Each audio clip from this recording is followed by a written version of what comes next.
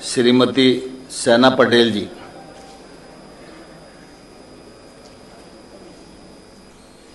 धन्यवाद अध्यक्ष महोदय। प्रश्न क्रमांक बोलिए। प्रश्न क्रमांक क 161। मंत्री जी। माननीय सदस्य पूरक प्रश्न करें।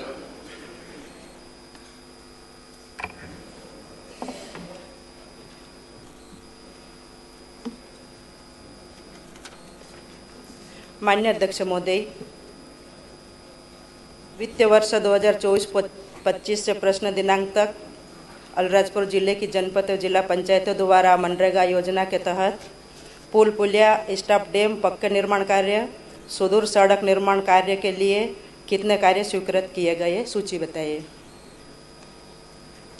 माननीय मंत्री जी।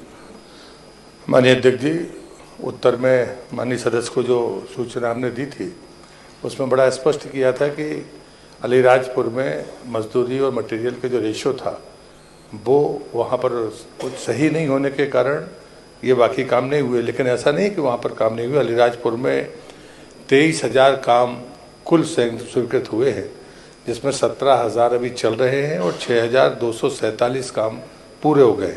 अगर धनराशि की बात करूँगा तो 23-24 में वहाँ 69 करोड़ 15 लाख रुपए स्वीकृत थे, मतलब खर्च हुए। 24-25 में 151 करोड़ रुपया वहाँ खर्च हुए हैं और 25-26 में जो वर्तमान वित्तीय वर्ष है उसमें 99.5 करोड़ वहाँ पर खर्च हुए हैं। और इसलिए वहाँ पर कार्यों की कमी नहीं है। लेकिन खेत सड़क या सुदूर सड़क वो जहाँ रेशो ठीक नहीं था, अध्यक्ष जी मैंने ये बात पिछली बार सत्र में कही भी थी कि वो फिर भी मैंने उन जनपदों को 1 करोड़ रुपया दिया था और बाकी जहाँ पर रेशो ठीक था उन सबको जनपदों को 3-3 करोड़ रुपए दिए गए थे।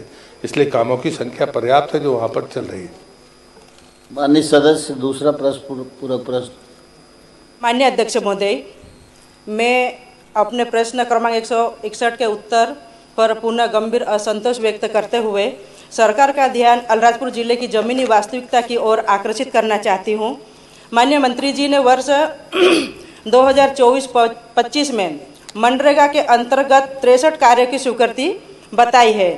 54 पुल पुलिया, 9 स्टॉप डैम और सुदूर सड़क 0। यह अत्यंत चिंताजनक है।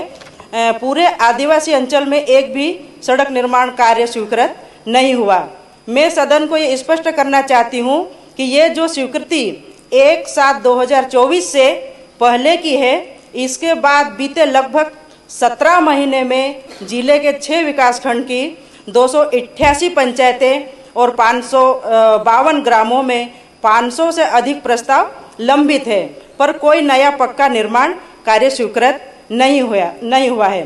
मंत्री जी 60-40 अनुपात और 20 मई 2025 के निर्देश का हवाला दिया गया है।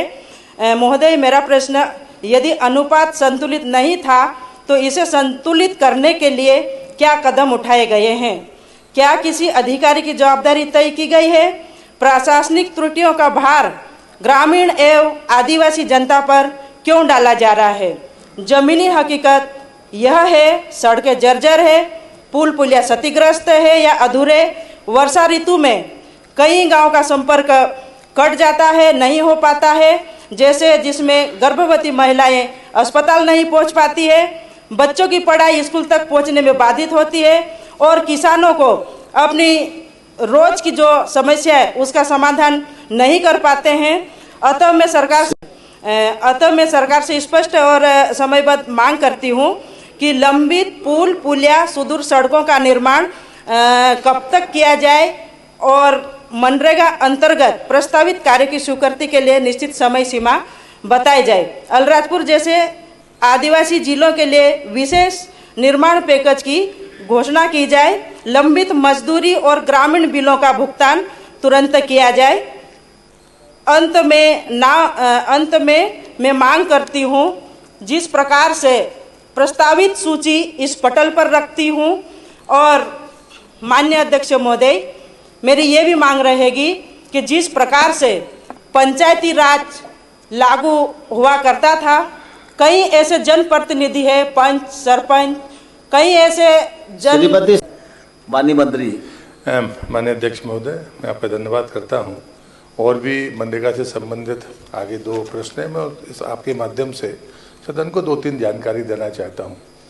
192 जनपदें ऐसी थी जहां पर रेशो ठीक था, वहां पर खेत और सुदूर सड़क बने हैं। ये इसका उदाहरण है। इसलिए आप ये मत कहिए कि किसी जिले के साथ भेदभाव हुआ है। 192 जनपद है जहाँ पर खेत सड़क और सुदूर सड़क बने हैं, लेकिन अलीराजपुर जैसे ज़िले में और झाबुआ के जो ज़िला है वहाँ पर जो पहले चरण में सड़कें बननी थी, क्योंकि वो तो ट्राइबल ज़िले थे, अब जिन भी कारणों से वो चीज़ें रही हों, लेकिन अब प्रधानमंत्री का जो चौथा चरण है उसमें 500 की आबादी के गाँव स्वाभाविक जुड़ रहे हैं। और ख़ास करके जो फलिया वहाँ पर हैं और उनकी आबादी कम है, तो बाकायदा मैपिंग में भी ऐसी कोशिश की गई है कि जब भी वो जुड़े तो बाकी गांव भी उसमें जुड़ते जाएं। और जो गांव उसके बाद रह जाएंगे, माननीय मुख्यमंत्री जी ने बाकायदा उसमें एक योजना दी है, मुख्यमंत्री सड़क योजना। जो अभी तक बसाहट की ये तय नहीं था कि हम किसे बसाहट मानेंगे, और इसलिए मैं सदन को बताना चाहता हूं कि हम कई बार आवेदन मिलता है और हम एक प्रश्न इसमें लगा भी है अध्यक्ष महोदय, जिसमें ना तो 20 मकान है, न 100 की आबादी है, न 6000 वर्ग मीटर का कोई आबादी का क्षेत्र है।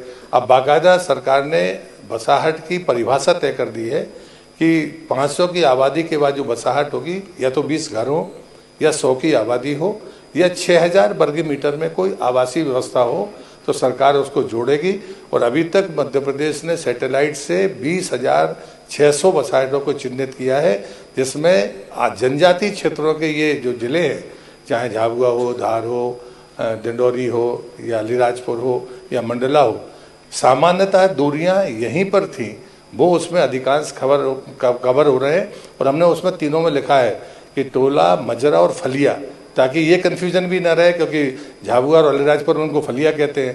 तो बिल्कुल क्लियर परिभाषा है, इसलिए मुझे नहीं लगता कि किसी माननीय विधायक को इसमें प्रश्न लगाना पड़ेगा। इसके बाद की इतर कनेक्टिविटी होती है तो सोचना चाहिए। दूसरा, ड्यूअल कनेक्टिविटी भारत सरकार नहीं करती है। प्रधानमंत्री सड़क योजना की 500 की आबादी की सड़क जुड़ भी जाएगी तो भी ड्यूअल कनेक्टिविटी भारत सरकार नहीं करती है। इसलिए